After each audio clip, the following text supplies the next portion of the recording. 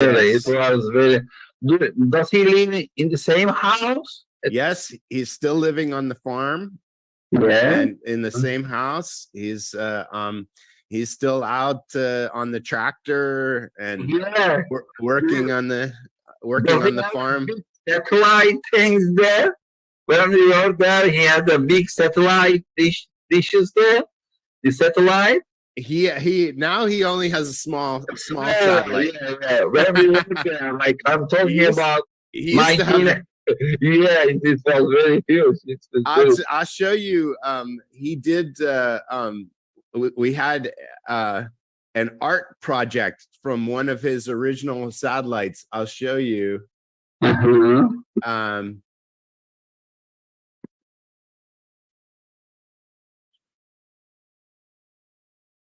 Can you see? Yeah. That was one of the that was one of his first satellites. And so they this organization in Athens that is people with disabilities, they painted this as a present for Dad, and now it's on the barn. You recognize it? Yeah, I did. Yeah. Yeah, this is Steve Farm. So, do you live in Athens or do you live in Georgia? I'm in Georgia. You're in Georgia? Right. But I visit Athens frequently. Oh, okay. How is your wife doing? Is she okay? She's good, very good. Please say hi to her. I appreciate that. I will. Yeah, thank you for inviting. Thank you for accepting our invitation. And we have also in the room, we have audiences here. Most of them are in college or faculty, college of communication. And when I told them you're gonna do a presentation, they're very happy. As you know, we are in northern Cyprus, Turkish side. There are 50 universities in a small island, Turkish side. And now I guess student population is around 40,000 or something like that. Wow. It's great. Yeah. Yeah, I wish I could be there. Yeah, it looks very beautiful. After COVID, we are planning to invite you here. I know. Yeah. Okay. I know. Yeah, it's a COVID things, and people really are concerning about that. Yeah. Yes. Yeah, we had both Dad and I had COVID just a few weeks ago, but it was no problem. It was very, very, very mild. Very few symptoms. Did you take vaccine? Did you get vaccine? Yes. I got one. We had the vaccine, and Dad had vaccine in both 2 boosters. And so he wasn't really sick at all, but so okay, thank you. So shall we start? It is 5 o'clock. Yep. And you have 1 hour. Maybe 45 or 30 minutes. Your presentation. It'll be about 45 minutes, and then 10 or 15 minutes. Any questions? If you get it after your presentation. Okay, thank you. And all right, let me. Please, after your presentation, please do not leave. We're gonna take a picture. You and me and my team. Okay. Okay. All right. So let's start. All right. Can you see my screen? Yes. All right. Let me just get into presentation. I am turning off my microphone, not to have any problem. Okay. Okay. All right. It's a pleasure to be here with all of you. I'm going to talk a little bit about harnessing the power of data to maximize Sorry, I interrupt you. We Yep, are yep. not seeing your PowerPoint. No. Just we see just a bar. Can you stop share and then share again, please? Yeah.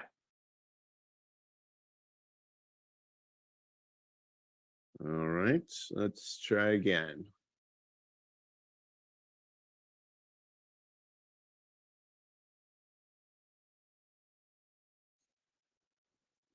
Okay.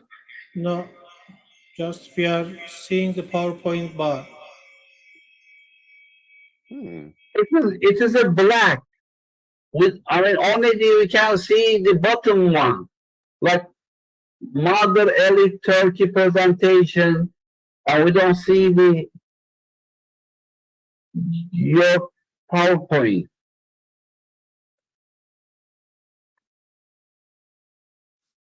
You don't see this? No, I maybe sent the text from chat how it's seen. Okay, let's see.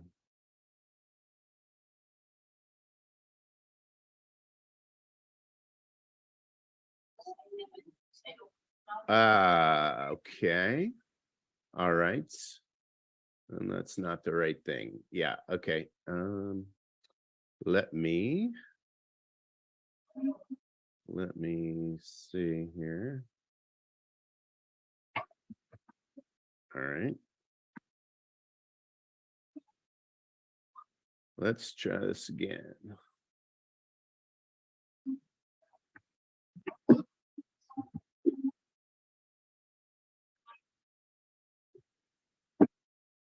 Okay, how about now? it's okay now. Yeah, Okay. thank you. All right. Technology. Okay, so we're going to talk about harnessing the power of data to maximize multiple revenue streams for news publishers. And so I'm a senior media industry consultant for a company called Mather Economics in Atlanta, Georgia. And I have previously I was with CNN for 25 years, including spending about 6 years as the senior director for International News Source, which is CNN's global news agency, video news agency. And we had a consulting team that worked with other news organizations outside the United States to launch news platforms and to do management partnerships. So I worked on projects like CNN Indonesia, and I have continued to work with CNN and other news organizations to launch platforms, including last year, I was in Lisbon and worked on the launch of CNN Portugal. So I also work as an executive in residence and do consulting to work with startup businesses, including a startup nonprofit news organization in Athens, Ohio, which is my alma mater of Ohio University for, or I got my MBA, and also Mr. Itekin's alma mater as well. And so what I'm interested in focusing on, my career is focused on the sustainability of journalism. So as all of you know and have seen, the business models for journalism, particularly for newspapers and for the smaller local news organizations, is very challenged right now. So there's the history of revenue to support this local journalism is primarily from local advertising. And as the news organizations have shifted their operations to become digital, to reach their audiences through the internet, it has become very challenging for news organizations to achieve the same kind of revenue and enough revenue to be able to sustain their operations, because as we all know, quality journalism is expensive. And so it's difficult to raise enough money from achieving a digital audience. And so what I work on is to try to find innovative business models that can help news organizations achieve multiple revenue streams. And so this is why I joined this company called Mather Economics. And Mather Economics is based in Atlanta, has been operating for 20 years, and this is describes itself as a business consultancy that specializes in applied analytics and subscription lifecycle management. What that means is they help news organizations to figure out the best strategy for getting subscribers to the magazine, and that's subscribers to the newspaper or magazine. So the subscribers are either buying a traditional hard copy of the newspaper or magazine publication, or they may also, or instead they may be buying a subscription to digital access to that. And Mather is a group of economists and data scientists who apply data analytics to that process of determining what is the best way to connect the quality news content to the subscriber, and figure out what is it that they are most likely to pay for, what will encourage them to remain a subscriber, to increase their subscription, and to attract new subscribers. So Mather works around the world with about 200 different clients that they work with around the world, and currently are the leading global company for subscription price optimization. So making the best strategy for what news organizations should price their content at in order to attract subscribers. So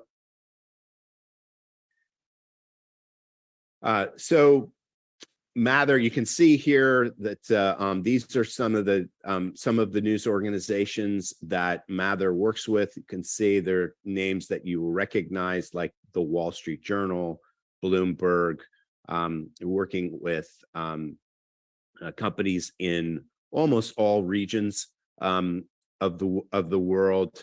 And one of my particular roles, because I worked with CNN International, I worked with international broadcasters around the world, is to help Mather apply their data analytics and services to a broader international group of publishers, right?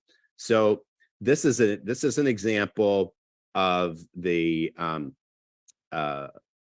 types of analytics tools that Mather Economics uses on their through their services. And these terms may not be familiar to you, but they are things like strategic pricing analysis, audience analytics, customer lifetime value, which is a measurement of how much revenue you can expect from a particular customer, and things like churn modeling. And churn is a term that's very common in the subscription pricing. That's the turnover of subscribers. When a subscriber stops being a subscriber, then the term is called churn, right? So what we're trying to do is to develop subscription strategies to give news organizations a better strategy for obtaining revenue to support their operations directly from consumers, directly from the readers. So you're doing things like audience diagnostics, digital market opportunity assessments, recommendations for digital acquisition offers and pricing product strategy. We're taking a look at newsrooms, and this is one of the particular things that I'm involved in, is because I came from the CNN newsroom. I worked with partner and affiliate newsrooms around the world to look at how the newsroom is operating in order to implement the best strategy for creating different types of content, the different types of news products, and aligning the operations of the newsroom to that. So do a lot of testing of this, data testing, analytics testing, right? And then we create industry case studies and best practices. And Mather works together with a number of different organizations and groups to help news organizations share this data about the audience and about this subscription strategy, so that news organizations can learn from one another and help support each other through data. And we're going to talk a little bit more about a couple of those specific projects here in just a minute. So as many of you probably know, that in the traditional newspaper business, there's a steady shift in that type of business from print, from the traditional hard copy newspaper to digital, right? And so Mather Economics tracks this data and provides quarterly reports to the industry, showing different trends. And you can see this most recent quarter study. This is accurate up till March of 2022, is showing this trend of more and more digital subscribers versus print subscribers as a portion of the total business of a newspaper, right? And so you can see that markets are continuing a steady transition from print to digital, with digital making up approximately 40% of the base of the revenues for news organizations, right? So, but the trick is, and the challenging thing is, that people so far are not paying as much for a digital subscription as they would pay for a print subscription. And a big part of this is psychological, right? So people have a history of understanding that you subscribe to the newspaper, you pay for the newspaper for each physical newspaper, and that makes sense. But when from the beginning of the internet, there was a feeling by the public that the internet was for free, that it was a free sharing of ideas and information. And so it's very challenging for news organization and for anyone who has is in the business of providing information, to convince the public and convince the audience on the internet that they should pay for anything. on the internet. And so educating the public, educating consumers of news that that it costs money, it's expensive to have quality journalists, to have quality production teams, to have a news organization that is credible, that is supplying information that the public needs to know about. It requires money, of course, to do this.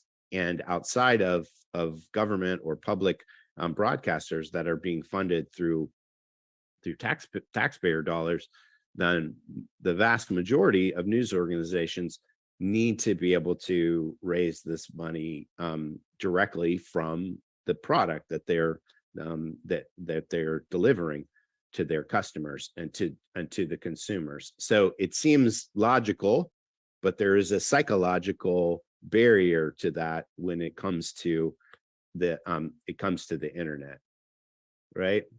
So and the forecast for the future is even more dramatic. And we can see that the dynamic that exists right now, which is, as we mentioned, is about 60% of the subscribers to a news or a news organization are print subscribers, and 40% are digital subscribers. So as we move forward in time, that situation is going to invert, and there are going to be more and more digital subscribers and more print, less and less print subscribers. And so the ability to make enough money from digital subscribers to replace the money that used to be made from print subscribers, combined with advertising revenue that into the news organization, that is going to be the secret to figuring out how can we have sustainable news organizations, how can we keep the industry going, and in particular, how can we make it possible for small local news organizations that are delivering very, very important information to local audiences about what local governments and local schools and local sports teams and all the local issues that are important to everyone's everyday life. How can they sustain themselves and generate enough revenue to continue to provide this very, very important service to the world, right? So it's expected that digital only subscribers will exceed their print counterparts, the print subscribers, at some point between 2023 and 2024. So it's going to be critical, of course, to raise rates on digital only subscribers in order to maintain enough of a revenue base, right? So in the midst of this, there is a decline in overall paid subscriptions. So the entire model of having paid subscribers for news organizations is extremely challenged, right? And you can see the trend here that it's that it's going down, and the percentage change in total paid subscribers is in the negative, right? And so what we're seeing in the industry is that the larger publishers are being more successful. These are news publishers with more than 100,000 subscribers. So they're having the most success at retaining their subscribers. So but smaller media organizations, and particularly those between 1,000 and 2,500 subscribers, they are seeing quite significant declines, sometimes greater than 20% decline in subscribers from year to year. So this is an extremely urgent and challenging situation. And again, that's the type of work that I'm focused on now, is helping to figure out the innovative methods for retaining more subscribers, adding additional subscribers, and helping news organizations think about different ways to put together the news, different news products, different newsletters, blogs, different ways of delivering important news and information that people are willing to pay for. So in order to do this, you have to understand your audience. If you don't have data to understand your audience, you're not gonna have the business. So what the challenges that Mather Economics has seen over the years is how to increase revenue, how to increase prices on news content, because the costs of doing business, the cost of having employees, the cost of equipment, inflation, everything right now, especially inflation is a huge problem. Those costs keep steadily going up. And so you have to be able to increase the prices that you charge to your subscribers and customers. How do you do that?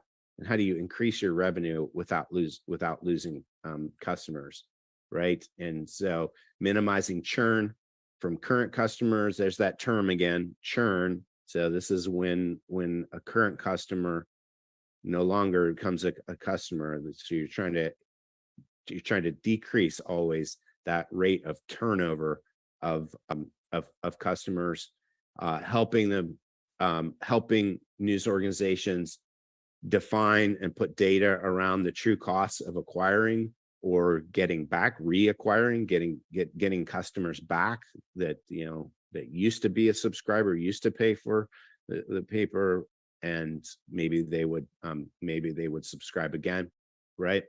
And then identifying which customers are most important to focus on in terms of getting to long-term success, right? And determining, of course, who's most likely to buy again and when. And when is the right time to approach them about subscribing, increasing, or resubscribing to the newspaper, right? And then this also relates to advertising, how you market and advertise to existing and new subscribers. So optimizing the pricing for that, and budgeting consumer revenue while you're adjusting prices and acquiring new customers and retaining existing customers. And it's all about finding that optimum balance between the number of customers that you have and the pricing levels. So in some cases, it may be that you have to increase your prices to a smaller number. You may lose some customers, but it's more effective to raise prices with certain types of customers because they will stay. And overall, you'll increase your revenue, right? So as we talked about, there is a rapidly changing media revenue landscape, and there has to be a connection established between the news coverage that organizations are doing, the content that they produce out of that coverage, the audience, and the revenue.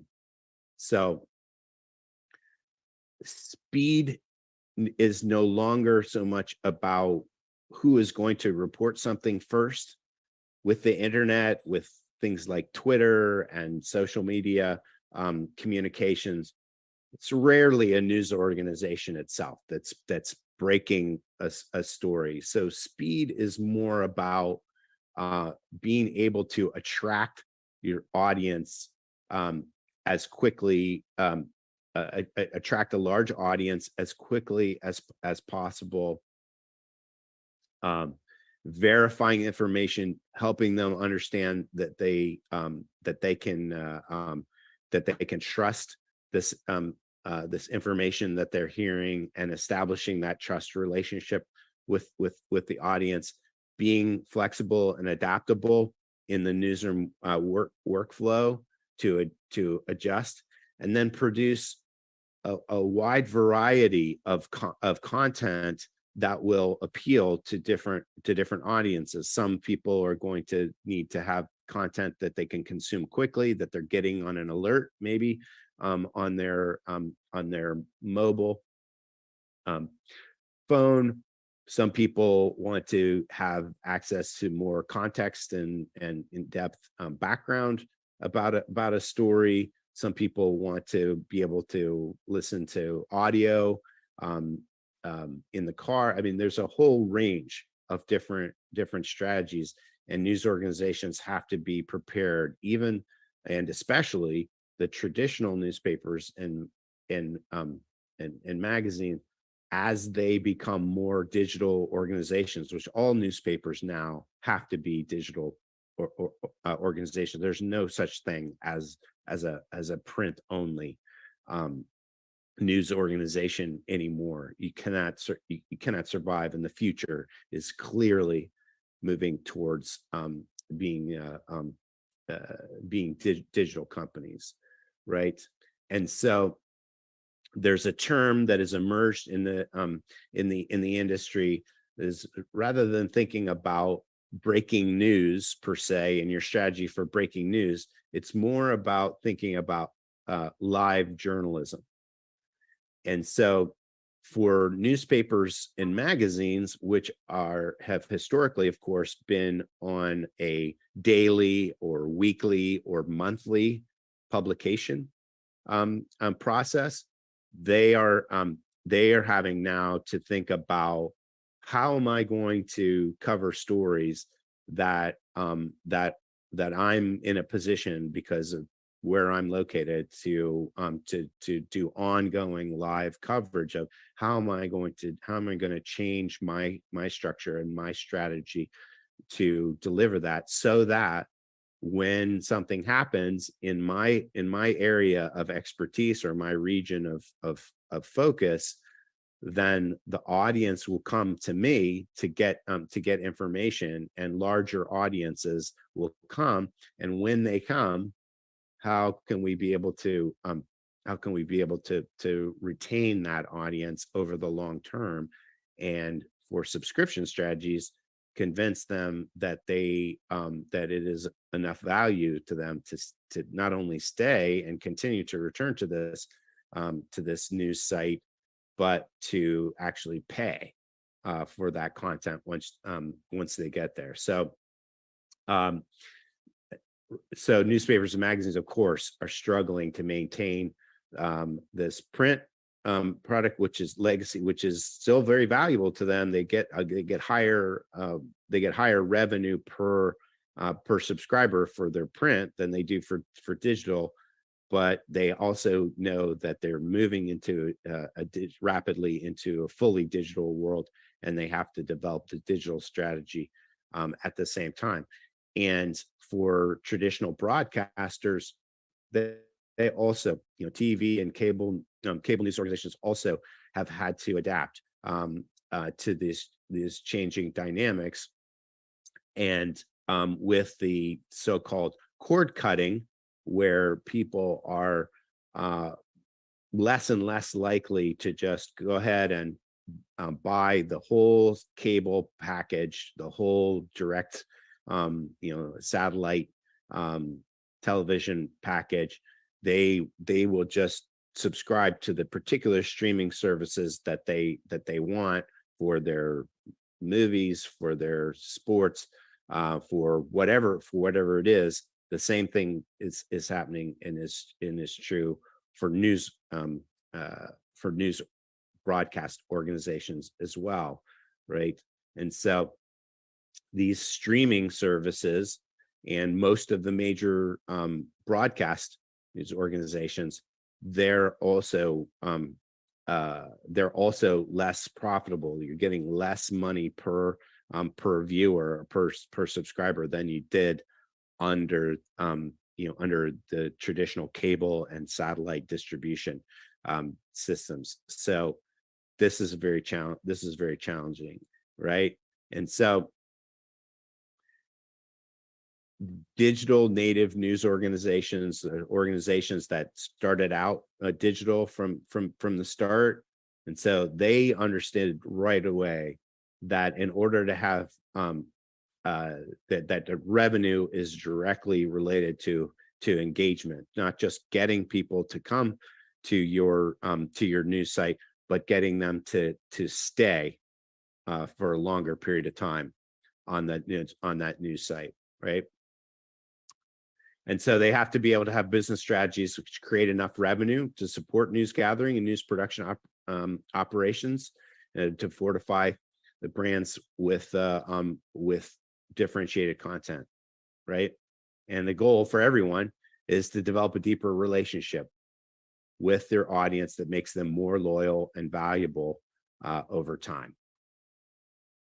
So one of the major innovations that newspapers like the New York Times and the Financial Times, among others, are focused on, and I mentioned this term that has become quite popular now, is live journalism. So if you go onto the New York Times website on any given day, there's a there's the midst of updating breaking news, you will be able to see content on there for live breaking news, right? And they're using that strategically and offering that for free, even though the New York Times is a subscription, it's publication. You can't access the entire New York Times unless you have a paid subscription to it. But they provide live journalism coverage for free for people to come and see. And their strategy, their hope is that they will give that information, that they'll hook the audience with free coverage, and then the audience will stay with them and realize that they actually want to have more. They want to see the context articles, the in-depth background, other enterprise reporting, and they'll pay for that. And that has been a very, very effective strategy for the New York Times and the Financial Times and others to increase their audiences, right? And so the question is, when do you offer and what do you offer for free? And then when do you switch? When do you say, okay, here's an article that you could see, but you have to pay for it, and it requires data in order to figure out that timing, figuring out what price to charge, which particular readers and audience members you should tell that to. So all of these data points, those are the types of things that Mather Economics works on with their data scientists, with companies like the New York Times and the Financial Times, in order to make those decisions. And those decisions have to be made in real time. And the trick is that you don't have smaller news organizations do not have the resources that big ones like New York Times or the Financial Times have, in order to be able to afford to be able to have their own data scientists to provide those kinds of services. So one of the things that's happening right now, which is very positive in the world, is that the major platforms, social media platforms, and tech giant companies like Microsoft are under tremendous pressure from governments around the world and from the public around the world to give back, to help news organizations to survive. Because the truth is that particularly Google and Facebook, now Meta, are responsible for control. They currently control a huge proportion of the advertising revenue that goes on in digital news. So when a news organization gets advertising for its product, it almost always that advertising has to go through Google or Facebook, or in some cases Amazon as well, and they take a big proportion of that advertising revenue for themselves. So one of the programs that Google and Meta and Microsoft have done are their programs like the Google News Initiative, and they're investing money into training, technology, tools, strategic assistance, and working with news organizations to help them pay for things, get training on things that they couldn't otherwise afford to pay for, to strengthen their operations, to bolster up their organizations. Now, Google and Facebook are also under pressure, and you may have seen some reporting about starting in Australia already. They are making direct payments to the news industry, and that is expected to come to other regions and countries of the world as well. But is that really is it really reasonable or sustainable to expect that just ongoing direct payments are going to be made by the social media giants? So these programs are really important, like the Meta Journalism Project,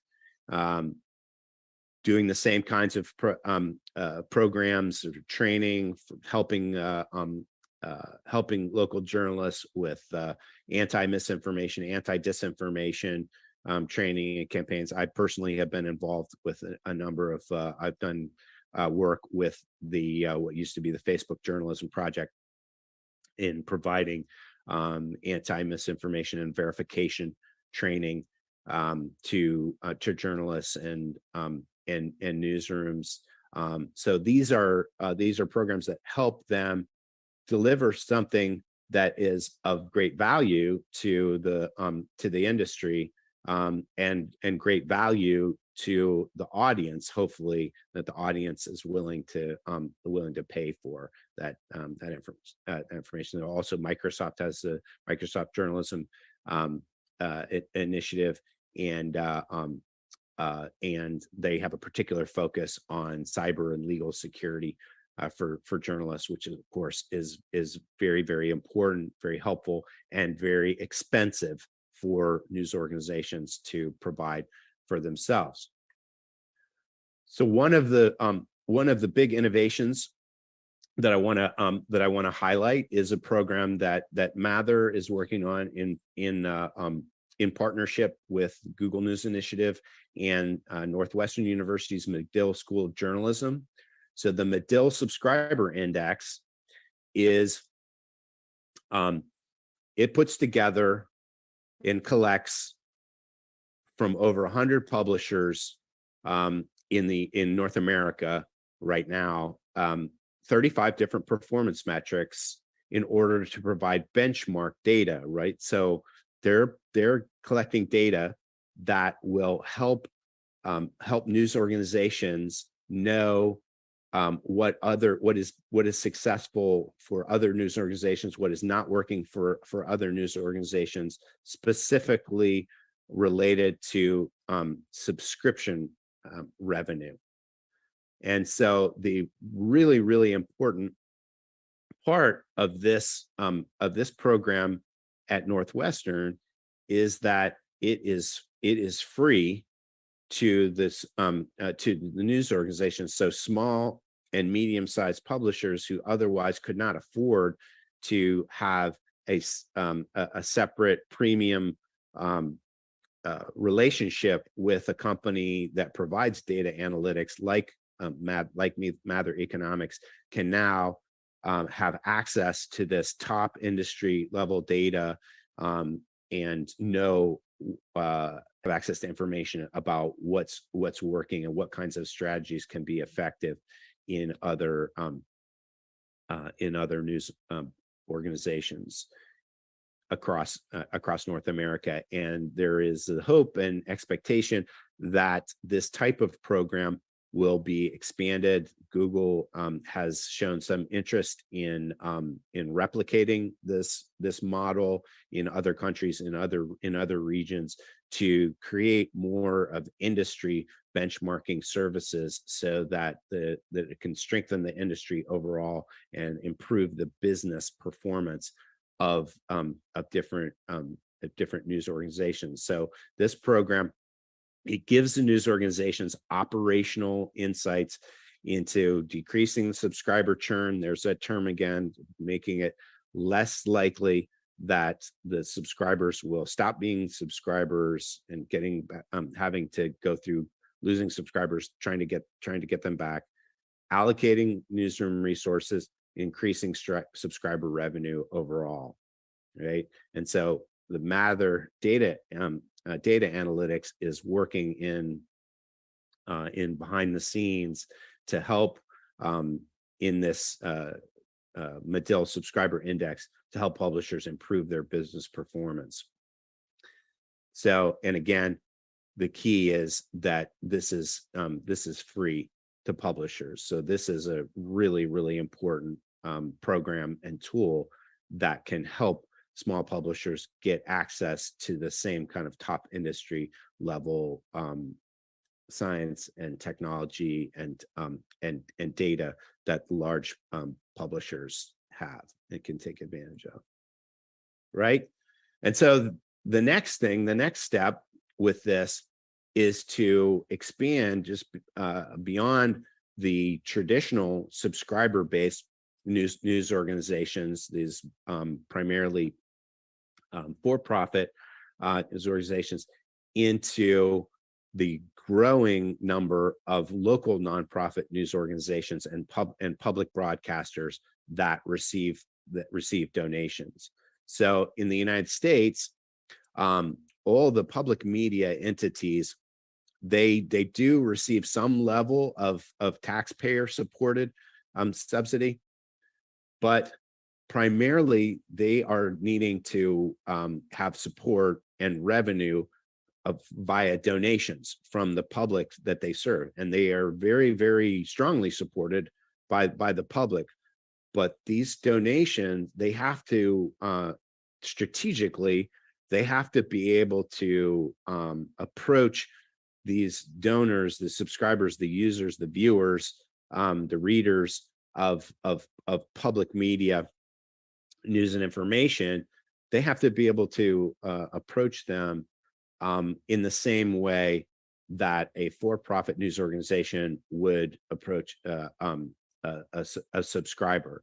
And what that means is to connect the donation to content, to the news content itself, and not just the philanthropic motivation of a donor. Say, yes, I support public information, I support public media, and so I'm willing to donate to. But they want to connect that donation to, I like, and I need this particular news product that they're that they're giving, and I'm willing to pay for it through a donation. So next year we're expecting to add nonprofit and public news media publishers to the Medill subscriber index and begin collecting additional performance metrics so that there can be benchmark data that is specific to donation revenue models for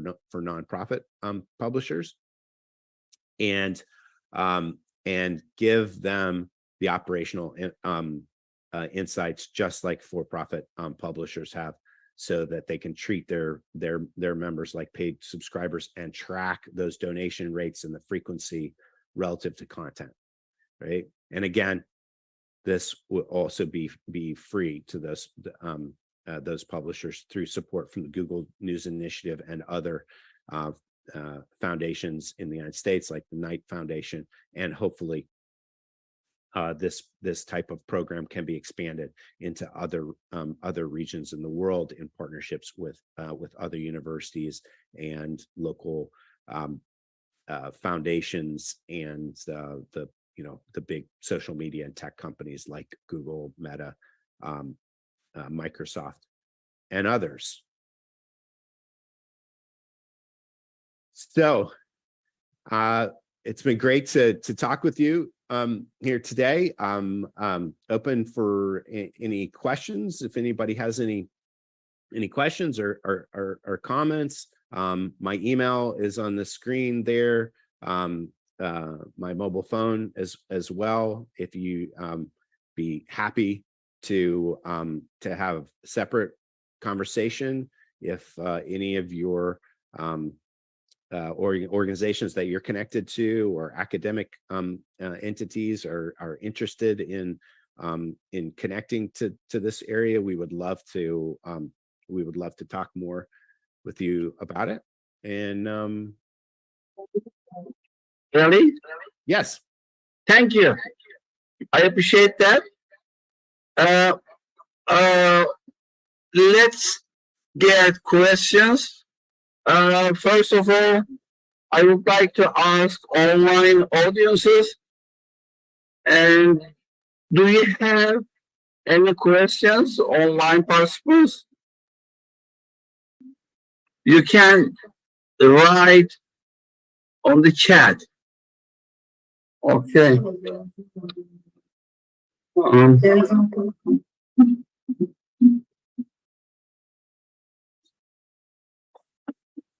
I guess not.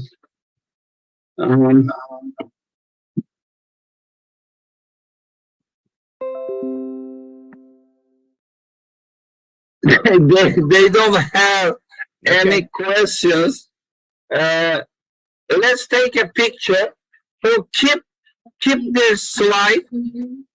Okay. Keep this slide, or you want me to Yeah, I mean, I want you to keep the slide, so because we're gonna post it and this picture. And if you don't mind, this university recorded this one and put on the YouTube channel, if you don't mind. Okay, there's no problem, right? Let me make sure whether that can be. So I'll send you email. Okay. Then if you don't allow them to record, we are gonna delete that. Okay. Okay. So we are taking a picture. Okay. All right. Hi, Ellie. Thank you so much. Yes, you're welcome. Yeah, Pleasure. Please, other friends, open your cameras. So we're gonna take a picture together. We have a big screen here. Şimdi geçelim. Birisi var mı orada acaba?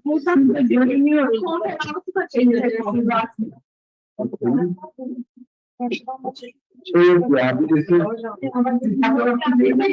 Evet, çok iyi olur. İşte onu söyledim. Arkamızda bu şekerde varken böyle.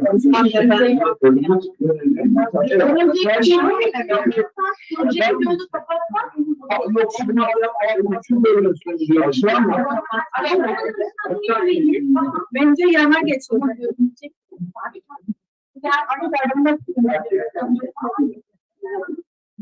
Evet. Gel böyle.